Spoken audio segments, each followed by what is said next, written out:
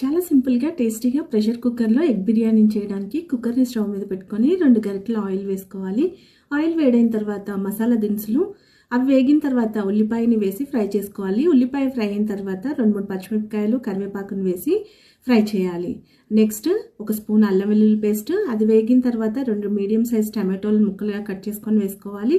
ఇప్పుడు ఇందులో 2 గరిటెల పెరుగు, 2 స్పూన్స్ కారము, 1/2 స్పూన్ పసుపు, 1 స్పూన్ ధనియాల పొడి, 2 spoons salt, 1 spoon biryani masala, గుప్పెడు పుదీనా, కొత్తిమీరని వేసి కలిపి మూత పెట్టి అప్పుడప్పుడు కలుపుకుంటూ ఆయిల్ పైకి తేలేంత వరకు ఉడికించుకోవాలి. ఆయిల్ పైకి తేలిన తర్వాత 2.5 గ్లాసుల వాటర్ని పోసి మరిగించుకోవాలి. నీళ్లు మరిగిన తర్వాత కడిగి నానబెట్టుకున్న 2 గ్లాసుల బిర్యానీ రైస్ని వేసేసి కలిపేయాలి. ఇప్పుడు ఇందులో ఉడికించుకున్న 6 కోడిగుడ్లను పెట్టి కుక్కర్ మూత పెట్టుకొని మీడియం ఫ్లేమ్లో 2 విజిల్స్ రానివ్వాలి. స్టీమ్ అంతా పోయిన తర్వాత ఓపెన్ చేసి చూస్తే ప్రెషర్ కుక్కర్లో ఎగ్ బిర్యానీ రెడీ. వీడియో